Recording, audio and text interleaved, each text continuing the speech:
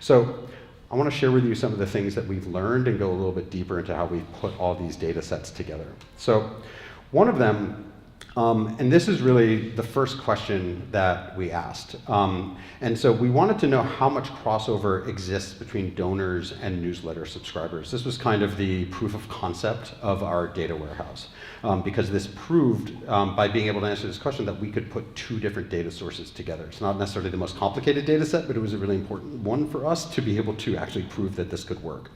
And so we found that there's about a 60% overlap.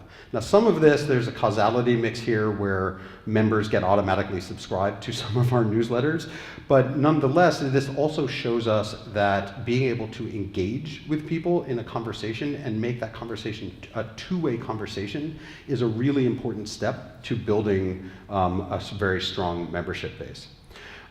So the next question that we started looking at was, where are people listening to content? Do they listen to a full episode? Do they only listen to 2 minutes? And where do they drop off and why? And so this is just one sample episode. We now have this across every episode that we're doing. But as you can see, there's a number of people who dropped off in the first 2 or 3 minutes. That's natural. This, whatever this is, I can't see the slides. I don't know what it is, but it didn't resonate with them. But then most other people listened all the way to the end, which is amazing. Now, we don't see this in everything that we do, but what this is helping us do is go to producers and say, you know what, move your introduction of who you're talking to 3 minutes into your episode instead of doing it right at the top. Really give people a hook, right? So we're not telling them what to talk about, we're not telling them what the important story is, but we're helping them create content that people are going to really want to engage with and listen to in a better way. So let's see here. How many days do users return to the radio live stream? So with live stream, this is just a simulcast of our radio station. But as I told you before, Nielsen data is not actionable, right? We can't do anything in real time with data that's 30 days old and also isn't very detailed. So, but we can use our live stream as a proxy for radio listening. And so one of the questions we were asking is, how frequently do people listen to our station, right? We know roughly what the overall number of people is. That's not a complicated question, but this one is more complicated because to answer this, we have to find some way to try to figure out who is an individual and how often would they come back. And keep in mind, we're not just doing this on our website, we're doing this over iHeart and over npr.org, where a lot of streaming happens, and other platforms. So we're pulling together a lot of different information, normalizing it with ETLs and ELTs. Don't ask me to define those acronyms because I don't know what they mean, but my team talks about them all the time. You know, finding hashes and keys that will bring people together. Now, it's still imperfect data. We don't know who individuals are. What we have is IP addresses, we have device IDs. We can, munge that together and try to figure this out. What you can see here is that most people only listen for 1 day, which is what you might expect. As you look at this, there are many people who engage with us over long periods of time. And that's really what we want to see. And now this gives us a metric that we can track over time and something that we can actually take action on and watch it move as we start experimenting with different ways to bring people back, whether it's in on-air promotion, whether it's changing our clock, because in radio you live and die by the clock. So what you do at what time, right? Is it traffic and weather on the ones or is it on the tens? Does that affect this chart, right? So this is actually really, really important for us. Another thing, which is related to that one, but it's a little bit of a separate question, is how many different podcasts do individuals listen to?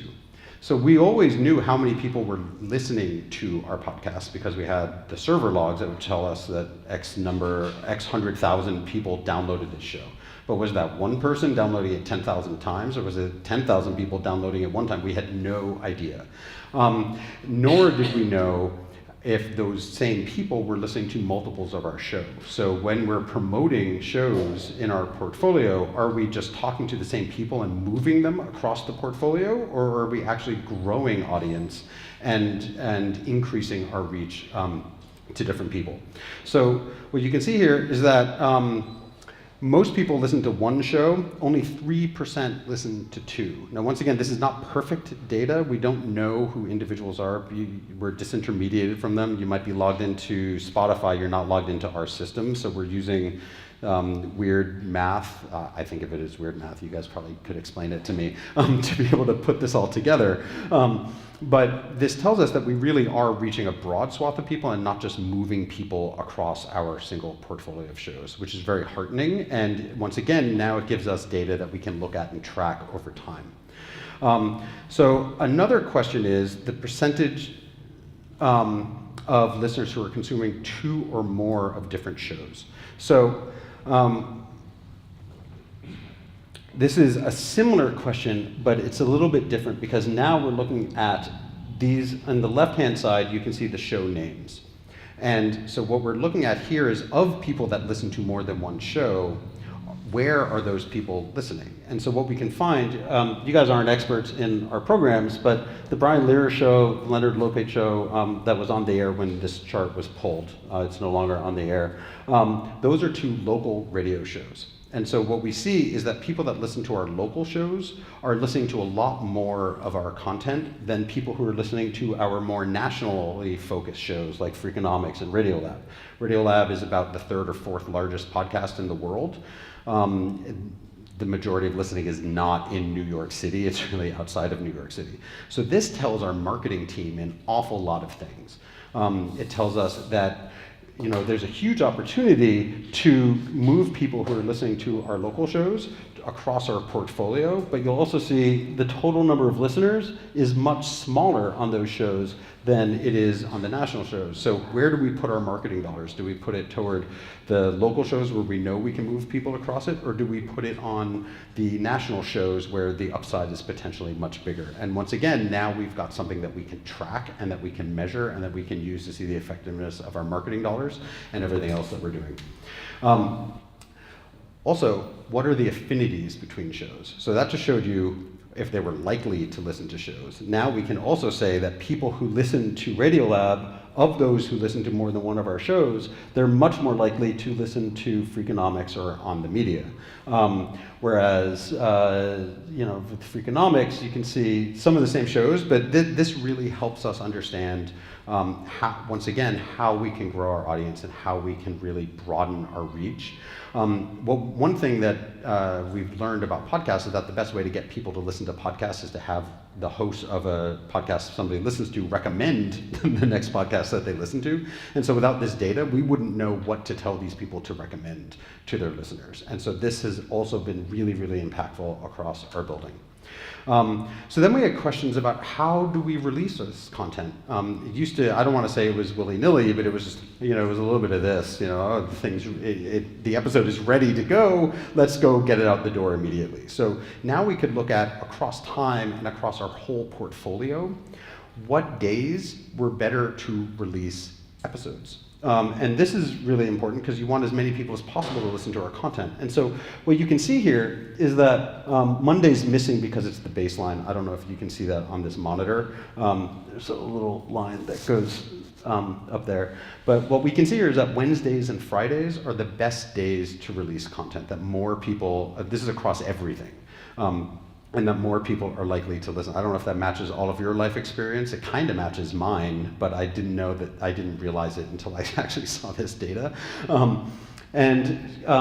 Related to this, we also could look at what months are better to release new shows. So we spend an awful lot of time crafting new content. We will invest a ton of engineering time and producer time and reporting time, and we'll package together 8 to 15 episodes and say, this is a season of a show.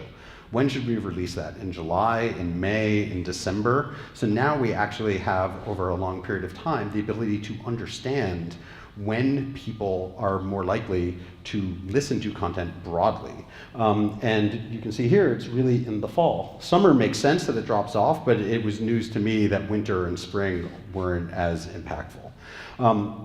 So all of this is really helping our marketing teams and our content teams really create better content and release it in ways that is much more likely to get a pickup across the board.